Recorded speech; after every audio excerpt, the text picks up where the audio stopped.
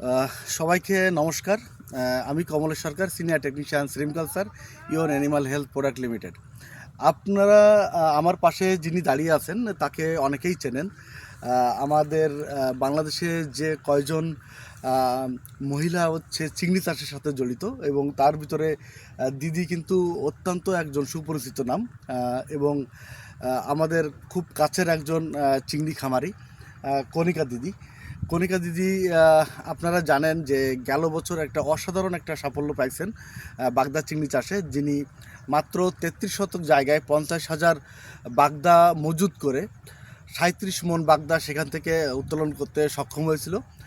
আপনারা অনেকে আমার সাথে দেখা হলে আমাকে প্রশ্ন করেন এবং দিদির ব্যাপারে জানতে চান, খোঁজ খবর নিতে চান। তো আজ আমরা আসলাম দিদির ফার্মে, এবং গত বছরের যে সাফল্য তিনি পাইছেন তারই ধারাবাহিকতায় এই বছর উনি ওনার প্রজেক্টটা আরও দীর্ঘ করে, এবং প্রজেক্টটার ওনার যে পরিকল্পনা সেটা আমাদের সাথে উনি অলরেডি আজকে শেয়ার করলেন। তো আমরা সরাসরি দিদির কাছ থেকে আজকে কিছু কথা শুনবো। দিদি হচ্ছে, অনেকে জানতে আপনার পরিচয়টা জানতে চায়, এবং কোন জায়গায়, যদি আপনার পরিচয়টা দিতেন। আমার নাম কণিকা মণ্ডল।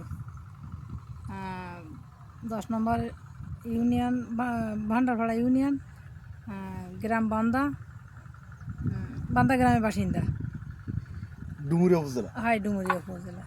তো দিদি, গত বছর হচ্ছে আপনি মানে এই মানে বাগদা চিংড়ি চাষে কতদিন থেকে আপনি এখন জড়িত?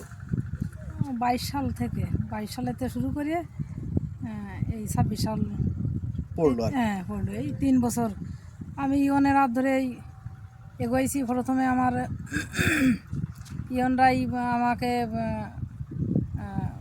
করে উৎসাহ দেয়, তাদের কথা মতন তাদের মানে মেডিসিন প্রয়োগ করে, মানে তাদের তাদের কথায় আমি বাগদা করি, এবং তারাই সব পরিচর্যা করে, দেখাশুনো। আমি ঠিক জানতাম না কিভাবে কি করতে হবে, কিন্তু আমি তাদের কাছ থেকেই আমি এগোই। তারপর আমার মনে মনে একটা ভালো লাগে যে এ তো আসলে অল্প জায়গায় অনেক মাছ। সেইভাবে আমি আমার মনের ইচ্ছেটা আমি করা শুরু করি। আর আমি এইবার অনেক বাগদা পেয়েছি। 30 শতকে 36 মন বাগদা পাই। তবে মানে খুব ভালো লাগলো। আর টাকা তো অনেক টাকাই হয়েছে। দিদি, আগামী বছরে আপনার পরিকল্পনা কি আছে? আগামী বছরের পরিকল্পনা, আমার প্রজেক্ট বাড়ানোর পরিকল্পনা আছে। জি। আপনি কি বাগদা চিংড়ির সাথে অন্য অন্য কোনো গলদা অথবা ভেনামি চিংড়ি চাষ করতে চাচ্ছেন কিনা? ভেনামি করার ইচ্ছে আছে, যে ভেনামি উঠে গেলে তারপরে আবার বাগদা দেওয়া যাবে। মানে একই জায়গায় হচ্ছে হ্যাঁ, দুটো ফসল হচ্ছে দুই শিফট করা যাবে। দুই শিফট করার জন্য পরিকল্পনা করতেছেন। তো অনেকে বিশ্বাস করেন না দিদি, যে হচ্ছে আসলে যে 33 শতকে 36 মন বাগদা, এটা অনেকে বিশ্বাস করতে চায় না। যারা বিশ্বাস করতে চায় না তাদের জন্য হচ্ছে আপনার কি বলার আছে, একটু যদি বলতেন। এখন দেখা যাচ্ছে সবাই মন তো সবাই খুশি করতে পারে না। এখন যারা বিশ্বাস করে না তাদের কি করে বিশ্বাস করানো যাবে, করানো কি যাবে? অনেকে হচ্ছে আপনার এখানে আমরা জানি যে যশোর থেকে লোক আসছিল, তারপরে ঝিনাইদহ থেকে লোক আসছিল, তারা কিন্তু দেখে যাওয়ার পরে তারা কিন্তু অনেকেই হচ্ছে এই চিংড়ি চাষে আসতে যাচ্ছে, এবং তারা সাধারণত যারা হচ্ছে গলদা চিংড়ি চাষে হচ্ছে আসতে যাচ্ছে। তো তারাও কিন্তু আপনার খোঁজ খবর নেয় এবং অনেকে জানতে চায়। তো আসলে আমরা যে এই যে অসাধারণ দক্ষতার সাথে যে আপনি এই যে কাজটা করছেন, এটা কিন্তু আসলেই অনেকেই কাছে অনুপ্রেরণা, যে আপনি এত সুন্দর করে আমাদের ইওনের সঙ্গে থেকে ইওনের সব ধরনের সার্ভিস প্রোডাক্ট নিয়ে আপনি যে এই কাজটা করছেন, এটা আসলেই কিন্তু হচ্ছে এটা অসাধারণ একটা কাজ হয়েছে। তো আমরা আমাদের যারা খামারি আছে, বিশেষ করে ইওনের খামারি, তো আমাদের ইওনের প্রোডাক্ট সম্পর্কে, যেমন ফায়ারমাক্স এনরিচ সম্পর্কে যদি কিছু বলতেন খামারিদের। ফাইম্যাক্সুন আর মিনারেল অ্যান্ডিস, আর আছে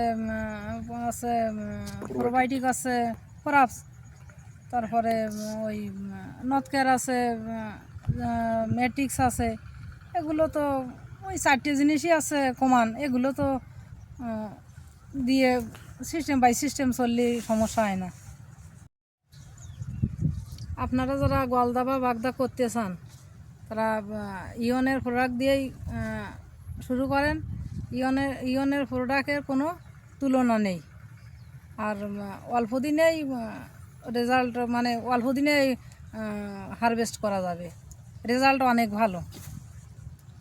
দিদি হচ্ছে একটা জিনিস একটু জানার ইচ্ছা ছিল, যে হচ্ছে আপনার যে এই 33 শতকে যে 36 মণ বাগদা আপনি উৎপাদন করতে সক্ষম হয়েছেন, তো এখানে হচ্ছে আপনার যে অ্যারেশন ব্যবস্থা, তারপরে বিদ্যুতের যে ব্যবস্থা, আমরা জানি যে প্রথম থেকে এটা কিন্তু অনেক ঝামেলার ভিতর দিয়েই ছিল, পরবর্তীতে কি বিদ্যুতের ব্যবস্থা করে হয়েছে কিনা, এবং এবছর কি তার থেকে ভালো সার্ভিস আপনি পাচ্ছেন কিনা?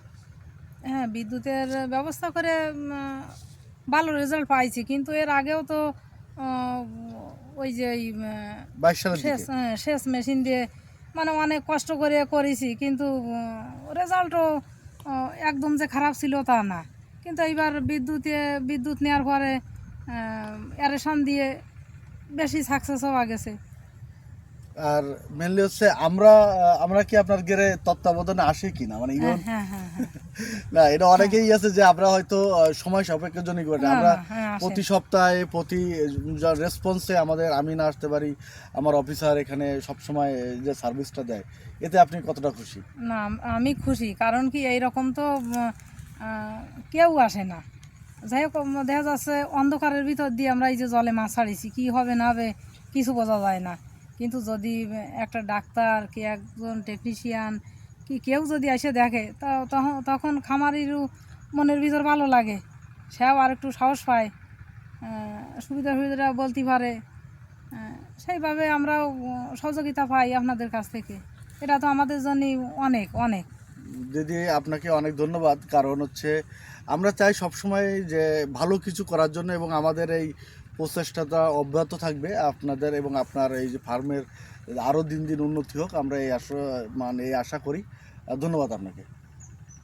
আচ্ছা, সবাইকে নমস্কার।